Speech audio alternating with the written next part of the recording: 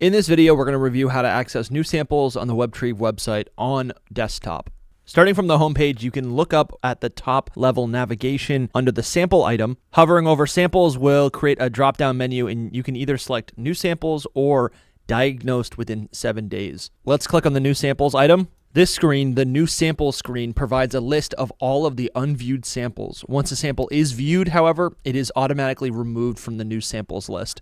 And what's really great about this feature is that the columns within the new samples list may be rearranged. They can be sorted, filtered, unneeded columns may be hidden, and all of this can be performed by clicking on the drop-down arrow icon from any of the columns. So there are hyperlinks within the new sample list. The hyperlinks are highlighted in blue, and when you click on these, it will display details for the items selected. And if you want to see more than 10 items per page, you can change this at the bottom of the screen. And you can customize this a little bit further. If we look over to the right-hand side of the screen, there's a section here called Further Actions. If we hover over the button called View Samples List and select the drop-down button, you can see option displays for companies, units, and compartments lists.